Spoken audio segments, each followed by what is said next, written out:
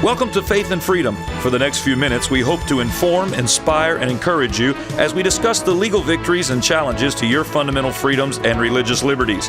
Faith and Freedom comes to you from Liberty Counsel, a civil liberties education and legal defense organization. Join us now as Matt Staver, the President and General Counsel of Liberty Counsel, explains the latest legal issues all across this country in the courtrooms of America. Liberty Counsel is winning the battle for your constitutional freedoms. Liberty Counsel opens a public school talent show to religious content. Hi, I'm Matt Staver, founder and chairman of Liberty Counsel and dean of Liberty University School of Law. Joining me is Matt Barber, director of cultural affairs for Liberty Counsel and associate dean for the law school. Matt, this is a case where it seems like common sense, a no-brainer. It's a talent show. Students are allowed to do whatever they want in terms of their talent presentation as long as it's not libelous or slanderous.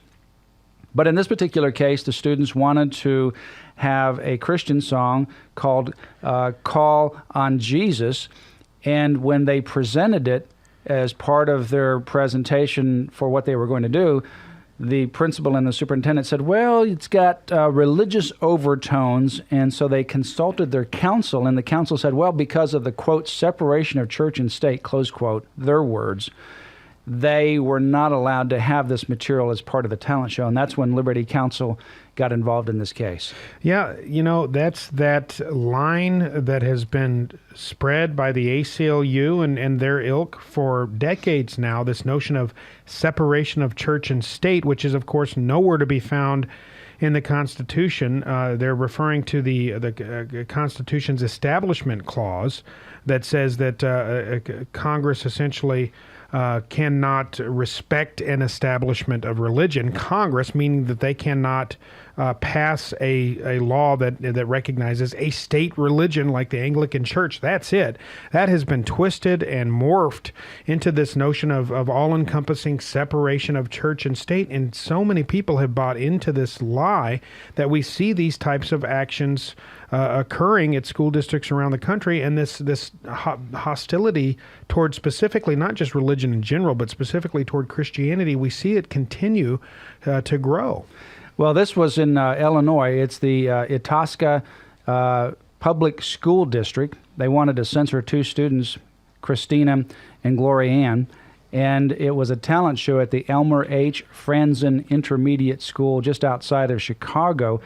When the students, in this particular case, they were allowed, all the different students were going to be, that wanted to participate, they were given 2 minutes for their talent show. The students select the music, the material, the costumes, with the help of their parents, and then they submit the information on a form. They present their act at an organizational meeting, and then they finally perform during the actual talent show. And it was during this time where they filled out the form stating that the sister act featured a duo of the song Call on Jesus. That's when the principal and superintendent said, well, no, this is separation of church and state. You can't do it. Liberty Counsel got involved. We sent a letter setting forth what the law is. In this particular case, we're not going to set forth just what the law is, that in fact it is permissible for students to have religious content as part of a talent show. But on the other hand, if you censor and you insist on discriminating against their viewpoint because it's Christian, then we'll represent the students and file a lawsuit. Well, miraculously, that just helps people see things more clear. Yeah. And in this particular case, they changed their position, and as a result, the sisters are able to have this Call on Jesus song as part of the talent show. Well, this is a perfect example. This is why Liberty Counsel is here. I mean, this is what we do. We are here as a firewall to protect religious liberties, to protect, as the United States Supreme Court has acknowledged, private religious speech. Listen to what the court has said in the past. Private religious speech, far from being a First Amendment orphan, is as fully protected under the Free Speech Clause as secular private expression. And so, Matt, you know, it's ironic to me that the phrase that they use, separation of church and state, you know where that came from. I know where that came from. I wish more people knew where it came from. It came from a letter Thomas Jefferson wrote to the Danbury Baptists, in which he was encouraging the Danbury Baptists and reassuring them not to worry that there was a wall of separation between church and state that protected freedom of religious expression in the church from the state. That has been flipped on its head in this postmodern age. Yeah, and he only used it one time. Yeah. He never used it before, and he never used it again. And it lay dormant until the Supreme Court decided to pick it up in the 50s and then use that as the shorthand version of the First Amendment, as though that's what the First Amendment was about. But by that time, they twisted it to essentially have a freedom from religion concept. And then now, of course, over time, the late Chief Justice Rehnquist, in a dissent, pointed out the inaccurate history of the Supreme Court when it cited it. And, of course, we've moved away from it, but the ACLU and some of the liberals still use that phrase as a shorthand for censorship. The basic principle is this: if it's student-initiated and student-led, and if the student is the one picking the content of the message, particularly in an area or a venue where other students are allowed to pick the content of their message, then it's permissible.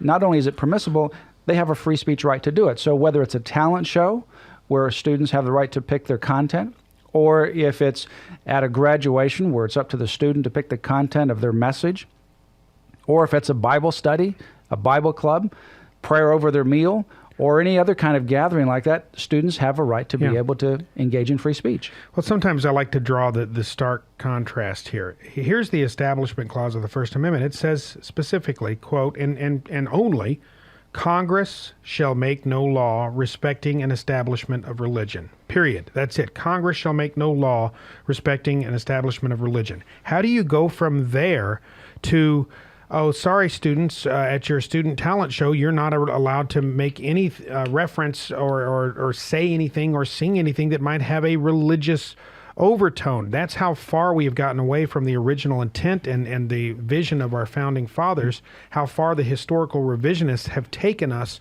away from our true constitutional foundations.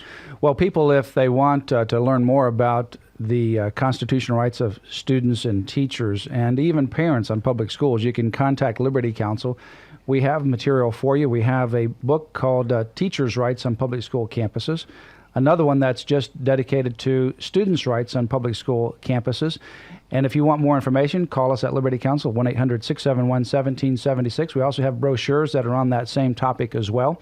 And we have a website that you can go to, lc.org, for more information that has that kind of information. I think it's important to know what the rights of students are, particularly as we move into the Christmas season later this fall, because you're going to have the same kind of thing where students want to bring Christmas cards. And the question is, can they bring Christmas cards that say Merry Christmas or Jesus is the reason for the season? And the answer is yes, they can. And can they greet each other with the greeting Merry Christmas? Believe it or not, students have been told at some places in the past that they can't even use the greeting Merry Christmas, as ridiculous as that is. So find out about what your rights are. And also, speaking of Christmas, we have information on that as well. So get involved in learning the rights of students and teachers on public school campuses before the discrimination actually happens. You can do that by going to Liberty Counsel's website at lc.org. Yeah, we got to do it because, the ACLU Grinch is lurking around the corner. And during the Christmas season, for the ACLU, the Christmas season is the disinformation season. And just as we ramp up our efforts to get the true information out, to educate people about what they can do, the ACLU ramps up their efforts of funded multi-million dollar, $350+ million endowment and budget that the ACLU has. They ramp up and use every resource that they have to spread the lie of this notion of pure separation of church and state. They do. And so, we're a couple of weeks away from launching our annual Friend or Foe Christmas campaign. So we have that information available for you. We've got bumper stickers and pins. We've got information and brochures that you can find out what your rights are. You will have situations already where the school is planning talent shows or they're planning musicals. And the question is, are they going to have any Christian music as part of their musicals, or is it all going to be secular? We've had situations where they've censored out religious words or God from Christian songs because they think separation of church and state prohibits them from saying those words. So get information, go to Liberty Counsel's website, lc.org. That's lc.org. You can also, when you go there, ask for the book Original Intent by David Barton. That's the book Original Intent by David Barton. And also there's a little book called The New England Primer. It's a great little book that you can begin to buy and give to your children, grandchildren for Christmas. It's a great book that all of our public schools and private schools used up through the early 1900s to teach our children about the ABCs, grammar, Christianity, and morals. Ask for the book, The New England Primer. You can go to lc.org. For a contribution of only $7 plus shipping and handling, we'll send it to you right away. That's lc.org, or call us 1-800-671-1776. When you go to the website, also sign up for the Liberty Alert right there on the webpage.